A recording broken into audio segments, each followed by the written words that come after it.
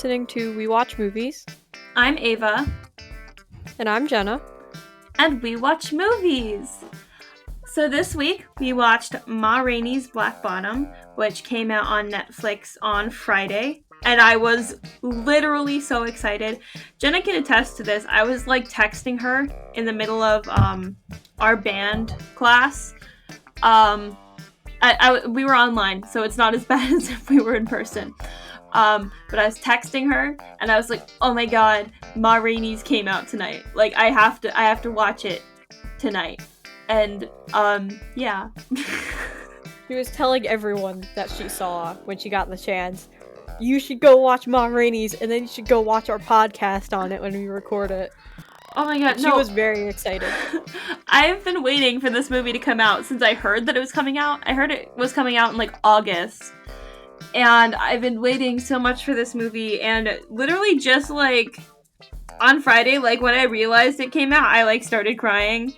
It's just like a little bit dramatic, but still. Listen, there were so few movie releases this year. You gotta get excited about the ones that there are. Okay, but in all seriousness, this movie is like so good. It's like so good. I think Barack Obama likes this movie. I thought you... Never mind. Wait, no, what did you think I said? I misheard you really badly, because I thought you said, "I think Barack Obama was in this movie." And I was like, "Excuse me, Jenna." No, I'm not that far gone. I know I'm bad with actors, but I'm not there yet.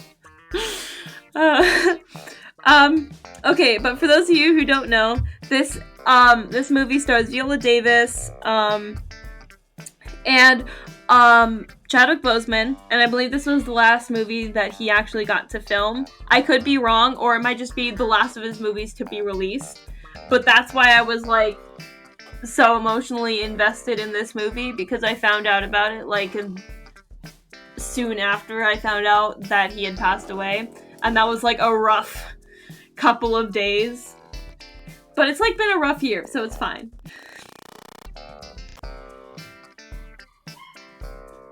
And it follows their characters as they're both in the same band, and they're two very different people, but they also have similar ambitions.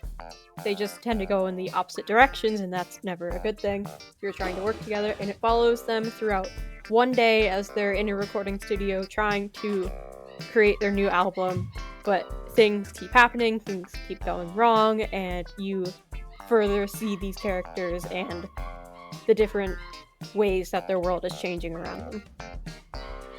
Oh yeah, first of all, I love how I just completely forgot to describe their characters when I was introducing them. Also, if you hear like screaming in the background of my audio, that's because so for those of you who don't know, we have a litter of puppies right now, and they're at the yappy stage, and they are very loud. So if you hear like an annoying yipping in the background, I very much apologize. But yeah, so Chadwick Boseman's character is Levy, and he's part of Ma Rainey's, who's Viola Davis's backup band.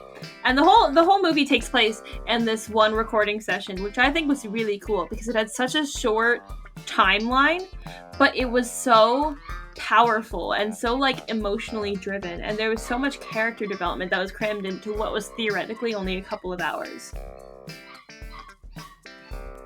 Yeah, like stories that take place over the course of like roughly one day can always be hit or miss because sometimes they can feel very rushed. But with this story, it really felt like grounded in its timeline and everything made sense. And I also found it was interesting because I watched the trailer before I saw the movie because I realized I had not seen the trailer, and I was like, I guess I should know something about this movie before I watch it because Ava was so excited. So I watched it and I was like, oh, it was written by someone who wrote a play, and I'm pretty sure it was based off of a play. Yeah. And as I was watching it, I could kind of see that because like you had like the more limited sets, and you had like monologues, and I think that kind of helped its like timeline because it was it made sense to me, and this movie did a good job of like keeping everything under control. Yeah, I didn't know it was based on a play until like a little bit into watching it. And the whole time I was watching it, I was like, this would be such a good stage play. Like, they should make this into a stage play. Like, I want to watch this. and then I looked it up and it was like already a play. But first of all, there's this monologue that Levy gives about it's him talking about his experiences with like white people. And that monologue, literally, if you like suit the character and you're in an audition, that is such a good monologue. I mean, obviously, you probably don't want to use that monologue for an audition if you're white, or if you're like, I mean, I guess you could use it if you're a girl, but like if you were a black man and you're auditioning for something, that monologue is so good. And like, I don't know, I have a little bit of audition envy with that one. Because it's like so good. Like chills and goosebumps and tears and gasps and yeah. It's so good.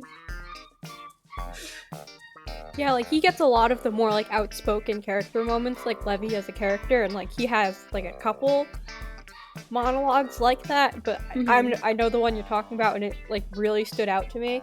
Like right when my attention was beginning to wander, that happened, and I was just like drawn right back into the movie.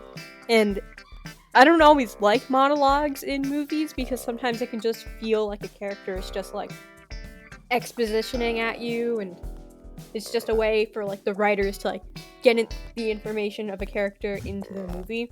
But for this, I feel like it really worked, especially as you see more of like Levy's character development throughout the movie. It just makes a lot of sense in it as in character. And not to mention, just the performance in general. I mean, everybody's performance was phenomenal, but I remember immediately after watching this movie and just thinking about it now, I am a very firm believer that I think that Chadwick Boseman deserves a posthumous Oscar for this movie, because he is just, it's like, it's such a moving performance, and he takes this character to a whole nother level, and it's both on the hands of the writers and him, because the writers did an incredible job of writing this character and developing him, and everything, but I don't know, I was blown away, really. Yeah, like, the acting in this movie from everyone was amazing, but especially from Chadwick Boseman, like, it was just incredible. And, okay, I know you brought up the trailer a little bit earlier, but I think that the trailer is exactly what a trailer should be, because I hate it when movie trailers do it a lot, when they like give away the entire plot in their trailer, because they can't make a good trailer that teases the movie without actually revealing everything. Most recent example of that was I was on Instagram and I got a trailer for All My Life, which is coming out soon, which I'm probably gonna still watch because I'm a sucker for romance. Also, it has Mike Chang in it, not gonna lie, but like, and anyways, if you look at all of the comments, it's like, oh yay, thanks for letting us watch the whole movie for free, because like it tells you, like it reveals to you basically the entire plot. And I know it would be like difficult for a movie like that to do right, but like in terms of movies that have come out recently that have done a really good job of that have had their trailers do a really good job of teasing the movie without like spoiling it and keeping like an air of mystery by getting people excited, where I think this movie was really good at it, and then Devil All the Time was really good at it. But yeah. Yeah, no, because I agree, because sometimes I'll be watching a trailer and I'm like, okay,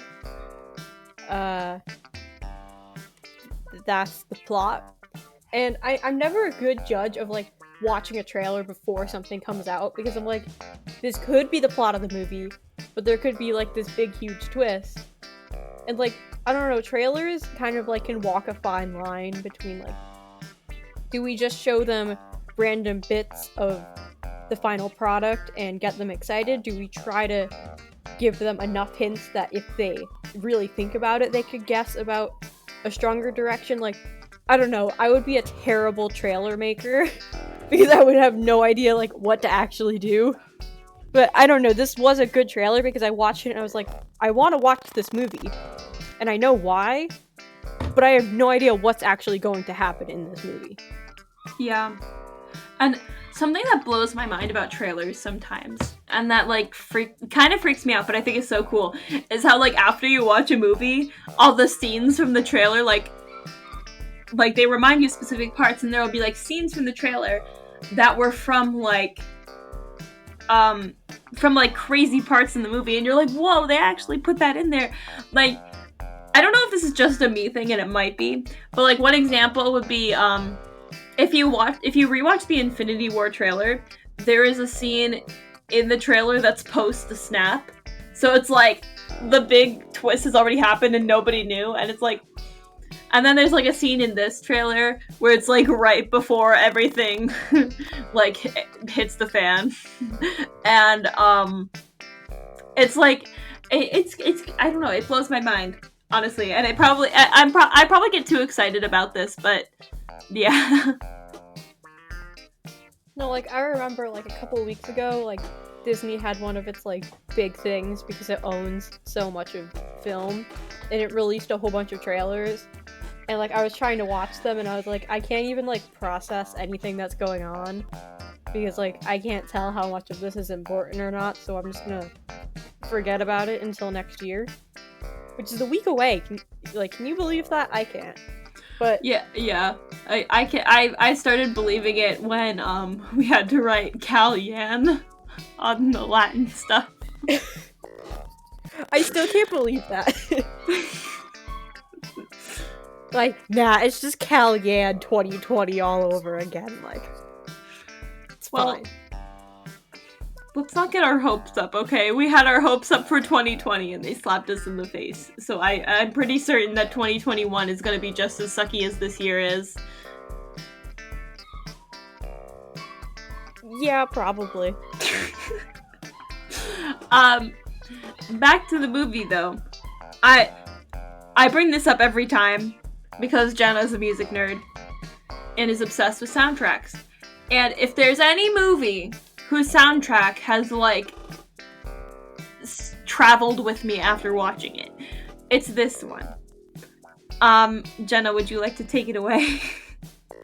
I didn't properly do my homework on this soundtrack. I probably should have, but, like, sometimes I'll do it when I'm doing schoolwork, but today I never really got the chance. But while I was listening to it, it was pretty good. And I also liked how sometimes, like, they would use music, like, to, like, almost carry a conversation at some points in the movie. Because, like, Levy is composing music. That's one of his big things. Like, he's writing music and he wants to sell it to the big producer and start his own band. So throughout the course of the movie, he'll play some notes. And I just really like how, I think it's diegenic, I think is the word, where it's, like, the people in the movie can also hear the music, and I thought that it was really well done, and it helped, like, further, like, world build, almost. That was, like, the weirdest conversation I've had on here so far, but I don't know, I think it just really, like, helped suit the movie and the tone it was building. Oh my god, but Levy's song, that is the most heartbreaking, and I think that is probably the most heartbreaking movie ending I've seen in a long time. And I'm just gonna say right now, if you're still listening and you have not seen this movie, we're gonna spoil the heck out of it. Oh, yeah. So, probably go watch it. If you don't watch it, you will be worse off for it. So go watch it. But you could still like this video. You can like this video and it'll make it easier to find when you come back. And go watch the movie, and then you can listen to this. Now that I've gotten that out of the way. Oh my god! Like, I remember I was watching that final scene, and, like, even though I like, knew in the back of my mind that, like, that's what was going to happen, and, like, I wanted to just, like, scream at the movie, like, no, I don't want to see this, I just felt so betrayed at the end. And then I was also like, but this is so wrong, like, this is not what he had in mind, this is not Levy's song, but it is, and I was ready to throw something across my room last night.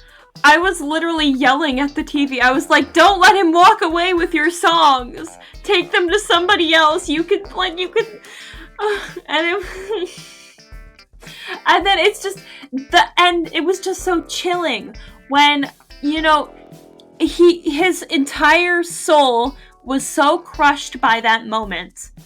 Because he had lost his dream, and then he goes freaking out, and he, like, kills this guy, and his life is basically over. He's probably gonna go to prison, and honestly, at the time, he was probably gonna be put to death for that kind of thing. And then, but you don't see any of that. They just show you the producer ruining his song in the worst way possible.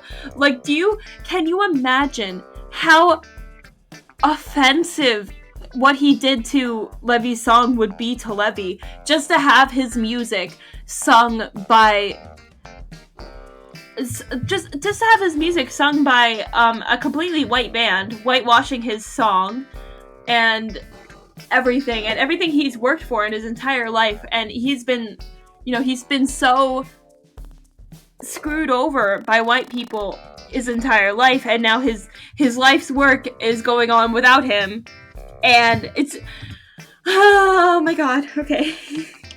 Yeah, like, they stepped on him, like, with that, they, like, just emotionally beat him into the ground, almost. And, like, can you imagine, like, say, like, he didn't die, and say he just went to prison, and at any point in his life, that song came on the radio, like, can you imagine what that would do to a person who was so devoted to making music, and writing that song, and dreaming this dream their whole life? And then for that to happen is just traumatic to think about.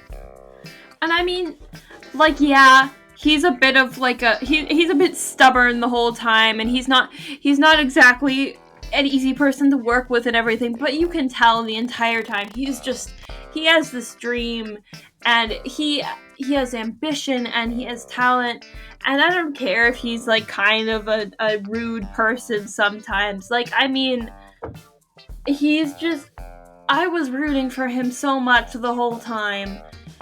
And it just, oh my god, that last...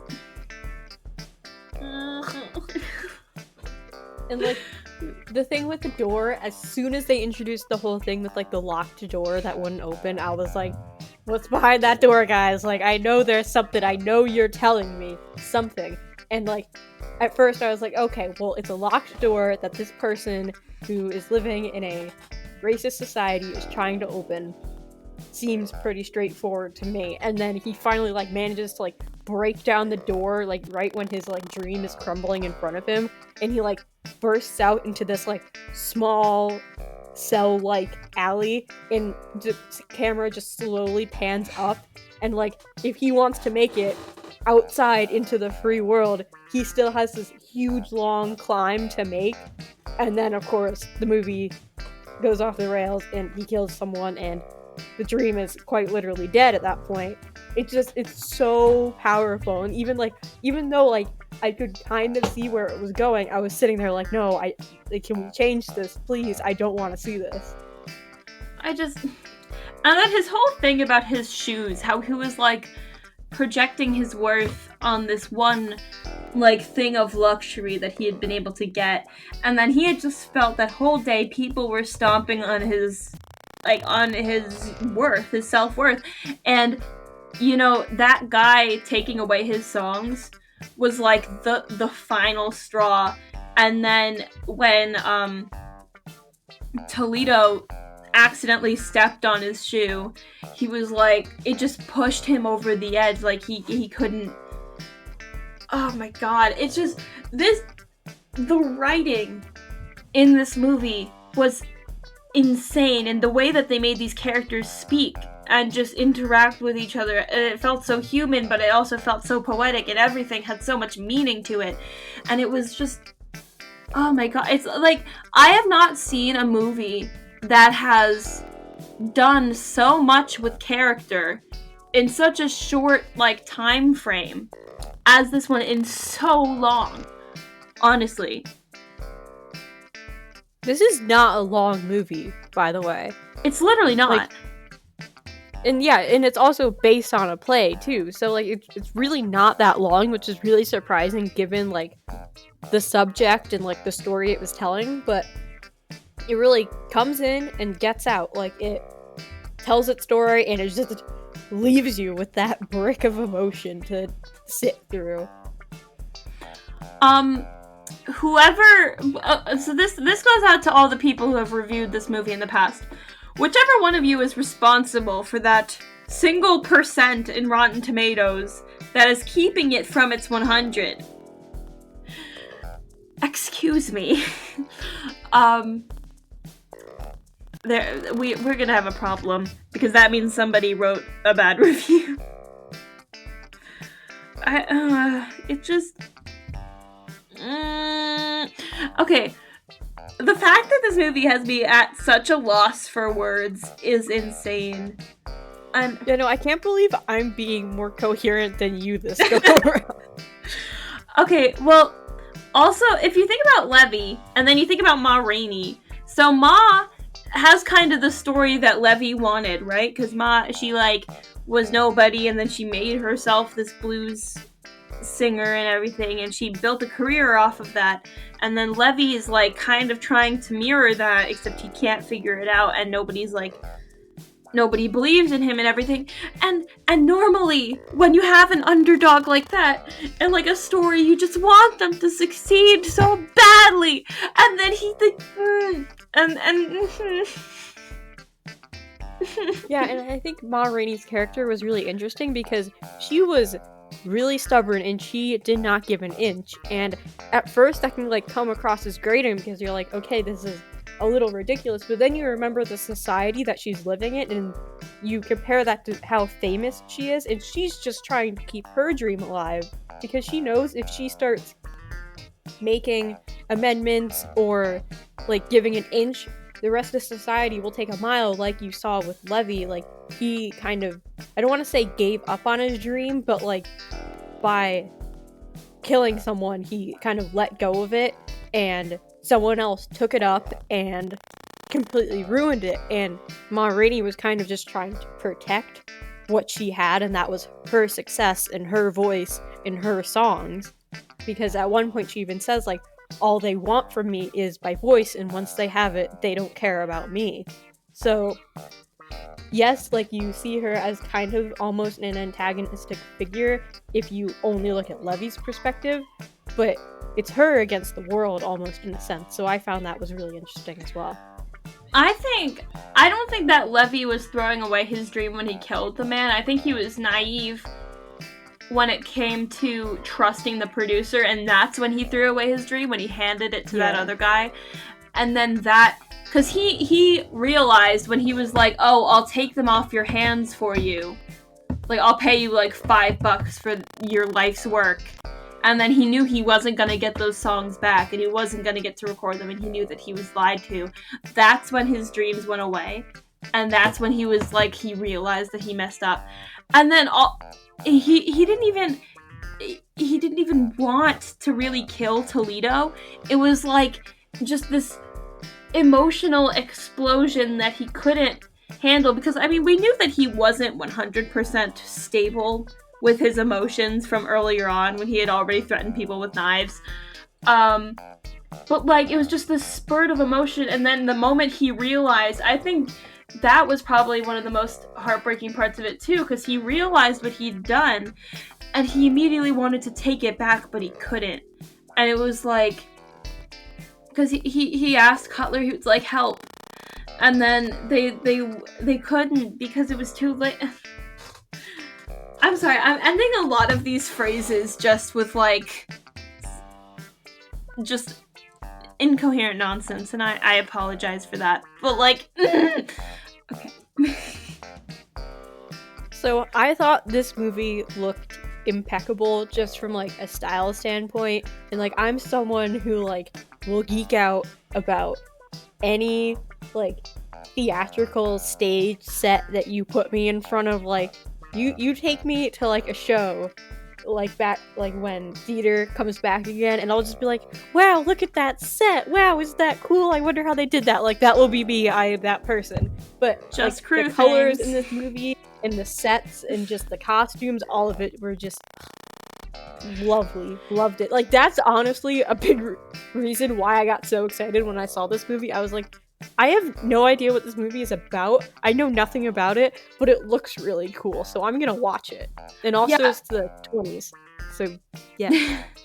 Yeah, this movie had a very clear aesthetic, and it was very firm in that aesthetic, and it knew exactly what it wanted to do, and it did it well.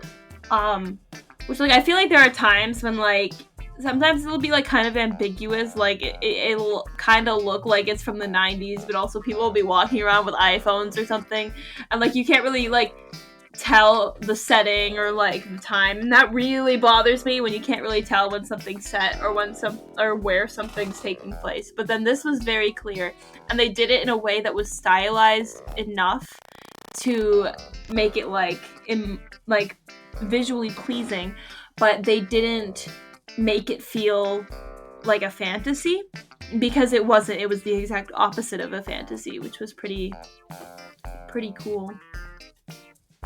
Yeah, and the opening too was really interesting because it was the only part of the movie that didn't take place in Chicago.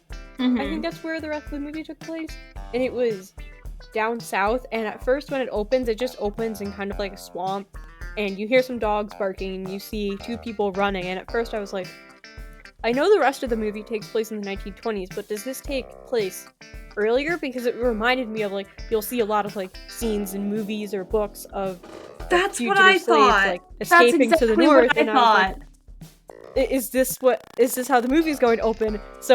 But then of course like they're actually just going to a Rainey show in the middle of the forest. But I thought that was a really interesting thing, because you cannot convince me that that was not intentional to make the audience kind of remember that.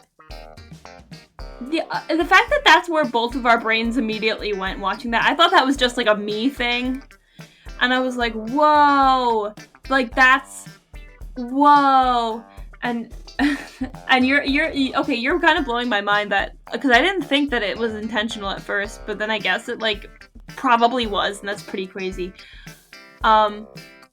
Yeah. Because it makes sense, because it's like, because the whole movie is showing you how like black people have to work like so much harder to like get where they are, and like every day they have to like defend what they have in terms of like success and fame. But the movie opens and you're automatically thinking like slavery and when they don't have anything, and like I don't know, like that I haven't thought this whole thing through yet, but it was just an interesting juxtaposition for me. That concert looked so cool. I really want to go to a jazz concert like that. Those look so fun. And like every time I see like a real jazz concert or like a place like where they're playing jazz in like a movie or something, it always looks like so much fun. And it also like because I know that jazz is really fun to play because of jazz band, even though we're like not like elite professional jazz players, but still it looks so Imagine cool. getting into jazz band, Ava. I miss jazz band so much. I'm sorry, Jenna, but you're setting me on a tangent. Jazz band was like the highlight of my week, literally, for the first 2 years of high school, and now it's like doesn't exist this year. I don't know if we're gonna like pick it back up, but I really hope we do, because I really miss it. Ava, I'm so sad because I was getting so ready at the end of last year to like audition. I was already like bringing out old jazz music I had to like prepare, and like there were people leaving, so I really had a good chance of getting it. And then all of this happened, and I was like, I'm just gonna go sit and eat ice cream for a week and be sad. Oh my! I think you'll get in next time you audition. For those of you who don't know, Jenna is a trumpeter, and I am a bass trombonist. So, I mean, that automatically makes me cooler than Jenna, but, like, we don't talk about that. I have a piccolo trumpet, or just a small trumpet. I don't know which one is which.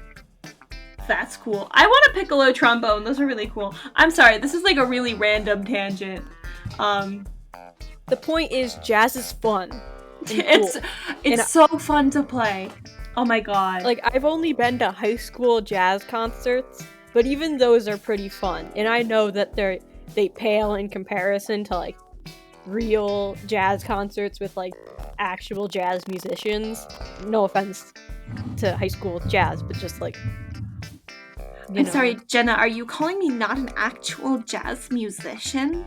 I'm saying people who have devoted their entire existence to the art of jazz music. I'm sorry, I don't mean to offend your actual skill, because you are very good, I've heard you play, but, like, you know.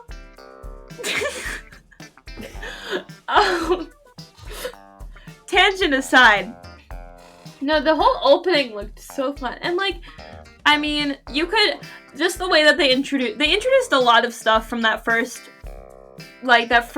concert when they were on stage, and, you know, you saw Levy take his solo, and then he was trying to steal the spotlight from Rainey and vice versa, so you could see that immediately. You could also see him and his eyes on Dusty May as well, and so you had that too, and so here, like, there's both of these things, and yeah, it was, like, pretty crazy, and I thought it was really cool how all of that kind of, like, they kind of foreshadowed almost the entire movie in just, like, the characters' interactions while singing a song on stage. Yeah, no, like, as far as openings go for movies, that one just nailed it out of the park for what you can accomplish. And as far as endings for movies, that one just nailed it out of the park for what you can accomplish in movies. And as far as middles in movies, that one just nailed it, like, out of the park for what you can accomplish in movies. As far as movies, this is a good movie. Oh my god, bro, okay, I was, like, watching the trailers so I knew that this was a movie that was in existence, and then when I saw it in the Netflix coming soon, I immediately told you, I was like, okay, that week in December, we're doing this as the podcast. I don't care what else comes out, we're doing that movie. And you were like, yeah, okay. Which is, like, generally what you say whenever I, like, declare something. You're just like, okay. But yeah, and so I was so excited for this movie, and literally watching the trailer was, like, making me, like, tear up, and the fact that I could be so emotionally impacted, and I know a lot of it is because I was just emotionally invested in, the fact that Chadwick Boseman was in this movie, but still, it was just, oh my god. I've never been so emotionally invested in a movie before seeing the movie. You know, like, I mean, I have had very strong emotional reactions to movies in the past, but never, like, just from the idea that the movie is happening, or just from the trailer. Usually when that happens, I'm very surprised. Or, no, usually when I get an emotional response that's super intense from a movie, I'm surprised. But then, like, an emotional response that's very intense from a trailer, or just from the seeing it at the top of my Netflix, that's insane. Yeah, and I remember watching this movie, and I clearly did not have the same emotional attachment to this movie as you did. I think few people can at this point. But I remember watching, and I know we talked about everyone's performances, and like, while I was watching it, and, like, I was seeing, like, Chadwick Boseman just, like, be a phenomenal actor, there would always be, like, this twinge of sadness, because I would remember that we're never going to see more of this person. This is it. This is the last performance they have, and, like, it was a great performance, so, but at the same time, we'll never get to see them maybe do better. Oh my god. Yeah, and that's why I think posthumous Oscar immediately to Chadwick Boseman, because just wow. But like also the fact that he was doing this, like, okay, just an appreciation for a minute. For those of you who don't fully know the story of what happened. So Chadwick Boseman, he passed away in August. I believe it was colon cancer, if I'm not mistaken. Which I might be. And I remember being astonished at the fact that he literally filmed the Black Panther movie, Avengers, or Avengers Infinity War and Avengers Endgame, this movie, and I don't, there were a couple other movies that I actually haven't seen yet, which I've been meaning to see, and he filmed all of that while, like, going through treatment and literally battling cancer, and he was, like, you know, he was spending his time, he was going to visit children in children cancer wards and stuff, and, like, all of this stuff, like, all around, he was literally, like, such a fighter, and he did so much, and oh my god, and it's so admirable and amazing, and it's crazy to me that he was able to accomplish so much while dealing with so much, and okay. Yeah. Yeah, so appreciate. Yeah, it's pretty incredible. I mean, I can't say it any better than you, so I'm not going to try. But yeah, when I heard the news, I was so shocked and just so sad, and I couldn't believe, because this was someone who was so good at what they did and just seemed like a genuinely great person, and it was sad. Yeah, I mean, 2020, man. Okay, who gave you the right? Who gave you the right? It's funny because before this year, I was never on social media at all. Like, the most social media I had was, like, a Goodreads account that I posted book reviews on. That was it. But this year, I got an Instagram, like, in February, like, right before all of this went down. And now I have a YouTube channel with you, Ava. So it's definitely been interesting being an influencer and starting amidst all of this. But it's so interesting to see, like, because people have, like, been reposting, like, posts that people made recapping 2020, but it's so funny because at the end of them they'll be like, it's only March or it's only April, but after a while no one kept making those posts because so much had happened, and it was just such a circus of things that just hit the fan that, like, I think everyone just got burnt out trying to keep it light with everything that was going on. I do have a question, though. Are we supposed to still be concerned about killer bees?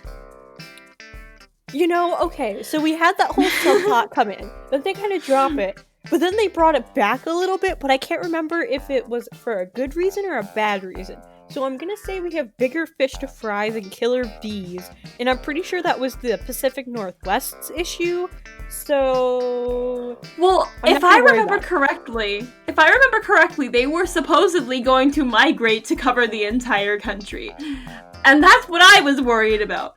Also, the fact that somebody told me that in driver's ed, they said that if a killer bee flies into your car while you're driving, you have to keep driving. And that is more of a reason why I hate having the windows open while driving.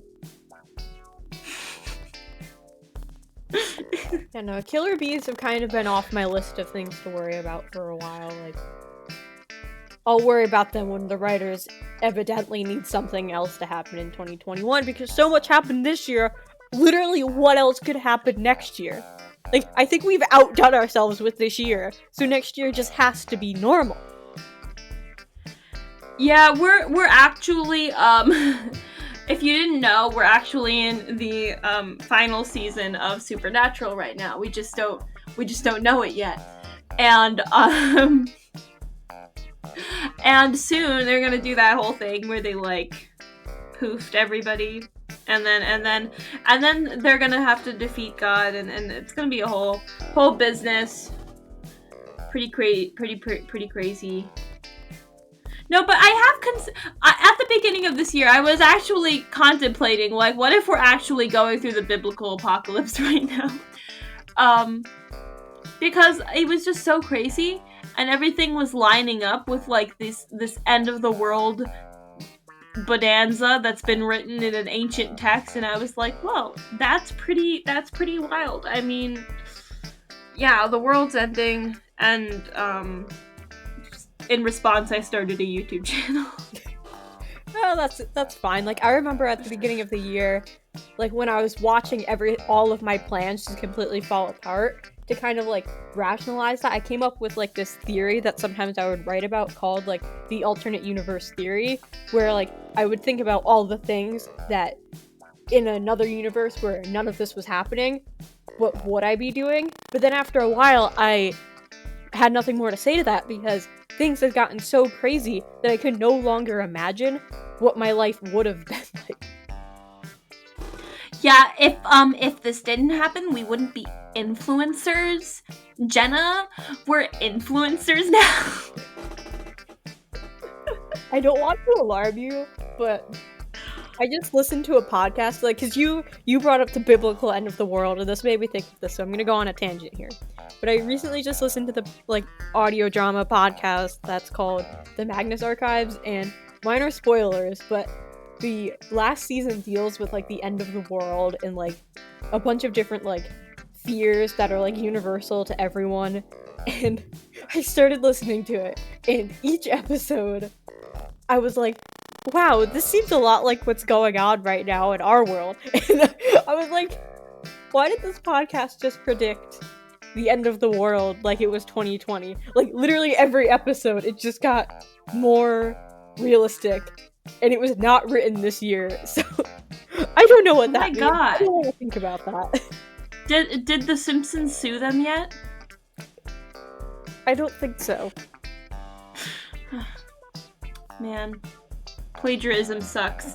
But there's, okay, I don't know the legitimacy of this, but I heard somewhere that because of, like, calendar shifts since ancient times, that the Mayans actually predicted the world to end in December of 2020, not 2012. I mean, we And just so had the apparently- Great Conjuncture last night. Wait, the what? The Great Conjecture? What was it called? Conjunction, junction, what's your function? Wait, did you not hear about the Great Conjunction? No. What? It was like the closest Jupiter and Saturn have appeared or whatever in like 800 years or something. Like, I don't know. It was some big deal that I didn't really hear about until last night. The Great Conjunction. It's just a giant and in the sky. And's a conductor, and is a conjunction, right? Sorry, conjunction, junction, I only remember your chorus.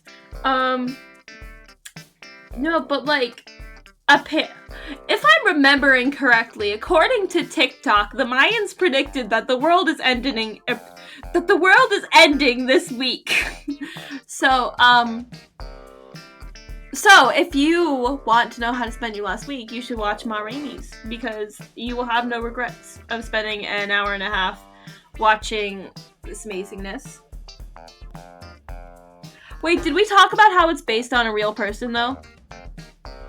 No. Ma Rainey was a real person.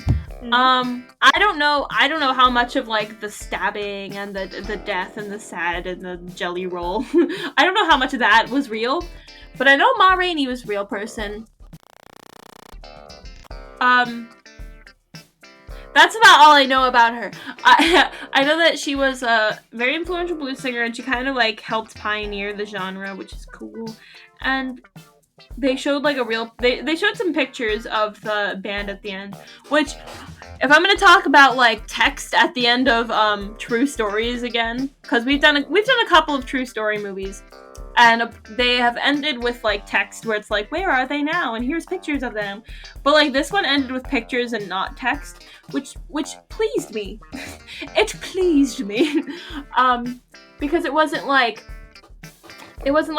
oh, so Levy went to jail, and then Cutler became a father, and then Ma Rainey took up drugs. I don't know. It didn't do anything like that. By the way, all of that is made up. I have no idea what actually happened to these people afterwards. But like, you know, they showed the pictures, and it reminded you like this was like real. Like, these are real things, like real people who have like gone through real stuff, and like, yeah, but like they didn't tell us like what happened, like, because it was just cool because it like it left you with like a tinge of mystery, you know, like a good story kind of should. Yeah, and I liked it because it let the movie just speak for itself. And while it is based off of a person, I'm not sure who else in the movie did exist and who was just created for the context of the movie. Like, I don't know any of that. I didn't look it up. So I like how it can kind of like exist in between all of these like lines and be in a gray area of reality to help prove its point almost. Yeah, as forward-thinking podcast hosts, you can see that we do a lot of research on the movies before we talk about them. Especially the ones that are true stories. We always make sure to know everything about them. But I hate it when movies or shows or whatever try so hard to tie up every loose end.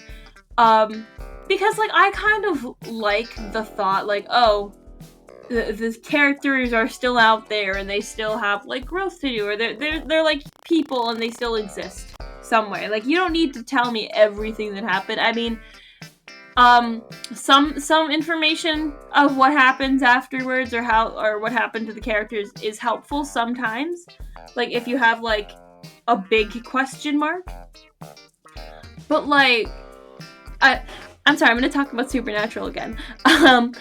For those of you who haven't seen my video that I posted here, where we were ranking the seasons, and for those of you who haven't seen the last season of Supernatural, this is a spoiler, so probably don't listen to this part.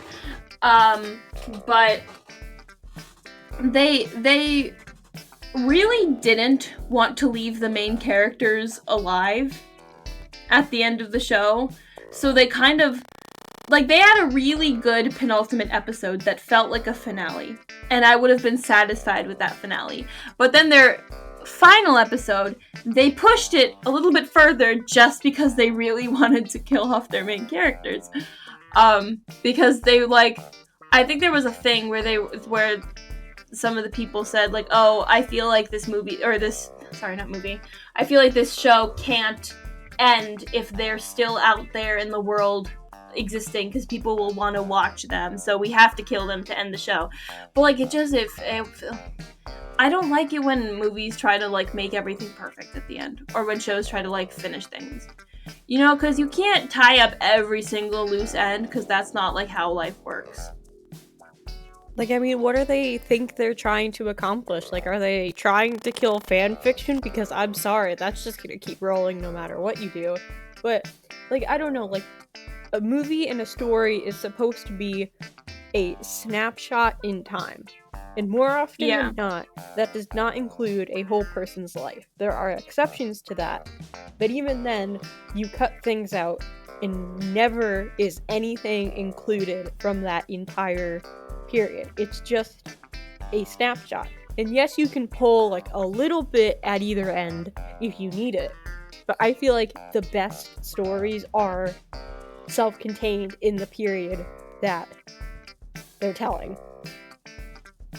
I don't know. Yeah, I was doing like really violent hand motions. Like, okay, if you think about like old Disney stories or whatever, or not Disney stories, just fairy tales in general. And they all lived happily ever after. While lazy, I think it kind of works because it just says, so these characters survived this, and then they lived on to live a life, is what I take from that. And I mean, they're like, okay, these characters had their story. This was this is the part of their life that we were talking about, and that part is over. This story has concluded. But these characters continue on. They had a life. They were happy with their life because they overcame the problems in the story, but life goes on, which is a thing that's like, you can't, like you said, you can't put an entire life into a movie. Like, it's just too much. And I mean, maybe if you have like sequels upon sequels upon sequels, but still that'll get boring, because like life isn't always super intense. And sometimes and they all lived happily ever after works better. And I know this one isn't exactly happily ever after, but like, and they all lived depressed ever after. Let's say that's how this movie ended. Like, in a way, you know what kind of happened to all of them. Like, you can see the way that we're living now. Like, roughly 98 years later. So, in a way, like, with this movie, you know how the movie ended. Like, do we still remember the name Ma Rainey? Well, sometimes. Not always. But, like, you get the point I'm making, right? Literally. It's like, like a million years later, or not a million years later, sorry, like 100 years later, do you still remember the name, or the names of Ava and Jenna? And then somebody's like, sometimes.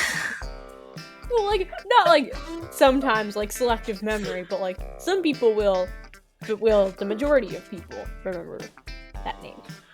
Probably not. But yeah, I mean, it's a good, when there's still question marks at the end of a movie, it's a really good reminder that life goes on. And same thing happens with shows. Like, if you tie everything up perfectly and you don't let the characters like continue to exist, it sucks. It ruins it, I think. Because like, you can't just end a character with a story, because it doesn't work. If you try to tie everything up, you're never gonna get every loose end, and it's just gonna look like a mess. Because like, if you have like a bunch of fraying strings and you try to tie them all into one knot, it's gonna be a very messy knot, and it's gonna be very ugly, and it's gonna be very rushed and a hassle. Okay, and it's gonna make your whole tapestry look really weird and off-kilter and scrunched up at the top. And I'm sorry, this is a really weird analogy, but like, still, sometimes if you want to have like your really nice, really smooth, nice little tapestry that you've made that everybody enjoys, you gotta leave a couple of little strands, because I don't know how tapestries work. I don't know how they're made, but you get the picture. Literally, because it's a tapestry. And if you leave loose ends, people will always have those loose ends to fiddle with. Like, they'll always have that to think about for themselves. Like, that gives something to the audience that no one else can take away. Well, actually, no, that's a lie. Like, writers will always try to take that away in some instances. But, like, again, like, I'm not really joking when I keep bringing this up, but, like, fan fiction is such a huge deal to audiences, because it's Literally the ability for them to write the story how they see next without worrying about it being like useless come later seasons or installments. Yeah, you've got to leave some strings for the English teachers to pull on to unravel your entire picture. And exactly. So if you're making a story, where are they gonna start? Okay, you can't like untie and unravel something when you have like quintuplet knot at the top. Okay? I mean, you put out a picture, you put out your tapestry, and then somebody comes around and unravels it, and then other people play in the string. It's fine. That's how it works. But like, so people take pictures of your tapestry, but like, they like unravel it, and then I'm gonna stop with the tapestry analogy. Because I kind of got a little too deep into it there. And also, it's like, I think this is a good place for me to stop talking. So, in summary, I'm just gonna give a few little bullet points before we leave here. Ma Rainey's Black Bottom is an incredibly good movie. That's bullet point 1. Number 2, go watch it immediately. Do it. You will not regret it. Number 3, we both have very big thoughts about this movie, and we do thank you so much for listening to all of them, and we hope that you enjoyed this podcast as we are coming to the end of this year, and we have plans for the upcoming year, but we're not done with this year yet, so keep watching.